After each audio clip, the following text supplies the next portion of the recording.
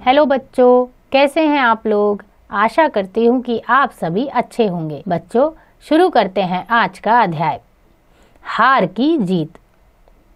प्रस्तुत कहानी में लेखक ने मानवीय संवेदनाओं के उन सशक्त पहलुओं को उजागर किया है जो भाव शून्य और दिशा से भटके हुए लोगों को सही राह पर ले जाते हैं।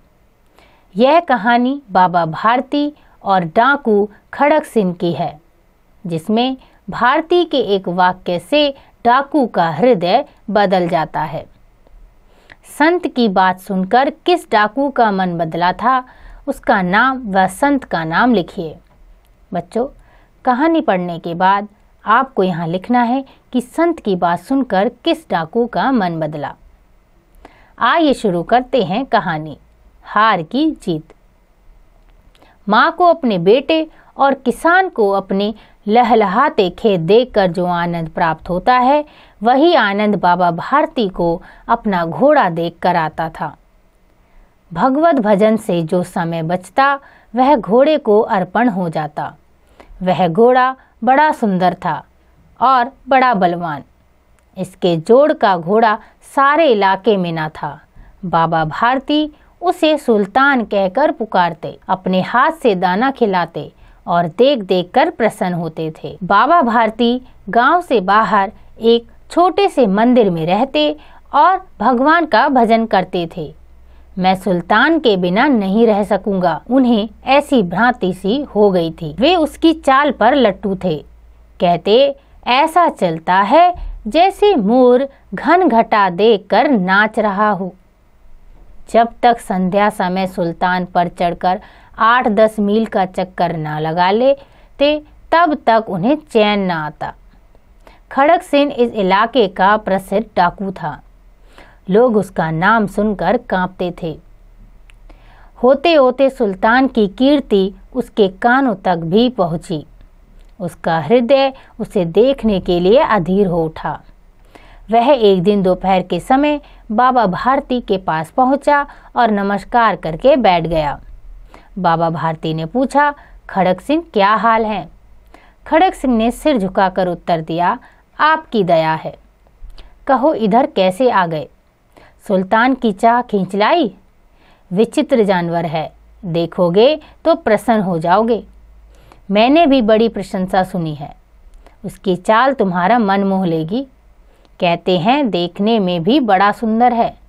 क्या कहना, जो उसे एक बार देख लेता है, उसके हृदय पर उसकी छवि अंकित हो जाती है। बहुत दिनों से अभिलाषा थी, आज उपस्थित हो सका हूँ। बाबा भारती और खड़क सिंह दोनों अस्तबल में पहुँचे।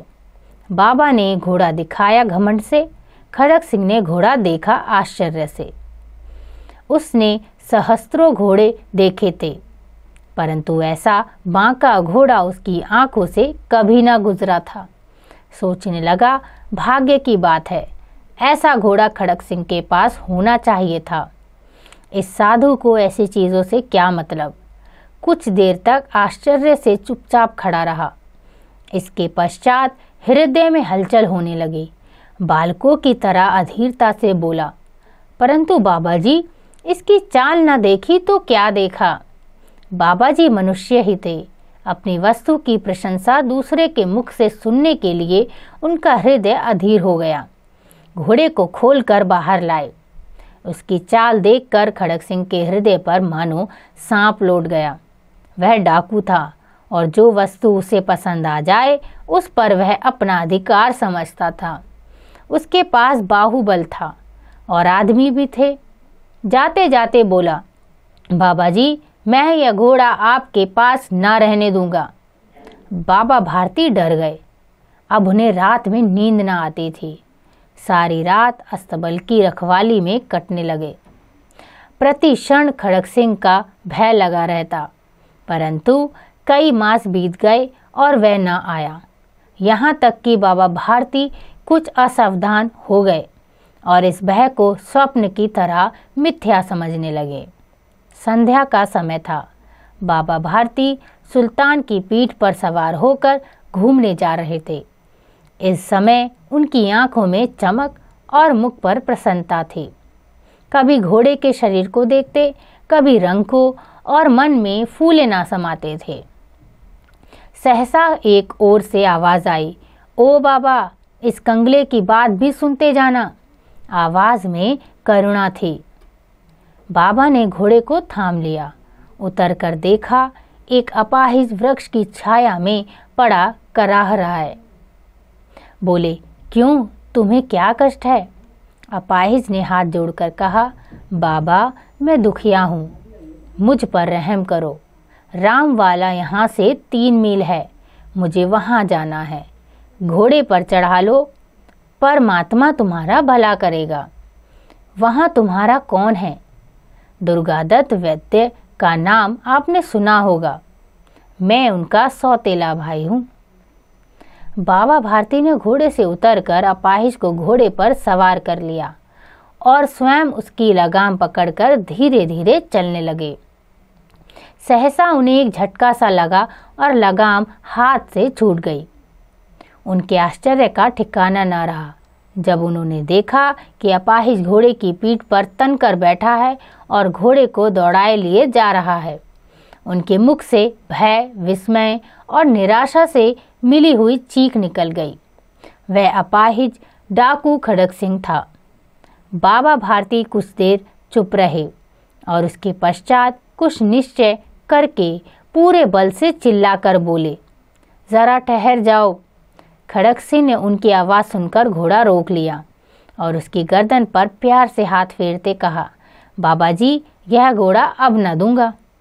परंतु एक बात सुनते जाओ। खड़क सिंह ठहर गया। बाबा भारती ने कहा, यह घोड़ा तुम्हारा हो चुका है, मैं तुमसे इसे वापस करने के लिए न कहूँगा, परंतु खड़क सिंह केवल एक प्रार्थना करता हूँ, उसे अस्वीकार न करना, नहीं तो मेरा दिल टूट जाएगा। बाबा जी, आज्ञा दीजिए, मैं आपका दास हूँ, केवल यह घोड़ा न दूंगा। अब घोड़े का नाम न लो, मैं तुमको इसके विषय में कुछ न कहूँगा। मेरी प्रार्थना केवल यह है कि इस घटना को किसी के सामने प्रकट न करना। खड़क सिंह का मुंह आश्चर्य से खुला रह गया। उसका विचार था कि उसे इस घोड़े को लेकर वहां से भागना पड़ेगा, परंतु बाबा भारती ने स्वयं उससे कहा कि इस घटना को किसी के सामने प्रकट ना करना, इससे क्या प्रयोजन सिद्ध हो सकता है। खड़क सिंह ने बहुत सोचा, बहुत सिर मारा, परंतु कुछ समझ ना सका। हार कर उसने अपनी आंखें बाबा भारती के मुख पर गड़ा दी और पूछा, बाबा जी, इसमें आपको क्या डर है? बाबा भारती ने उत्तर दिया, लोगों को यदि इस घटना का पता लग गया तो वे किसी दीन दुखी पर विश्वास न करेंगे। और यह कहते कहते उन्होंने सुल्तान की ओर से इस तरह मुंह मोड़ लिया जैसे उनका उससे कोई संबंध ही ना रहा हो।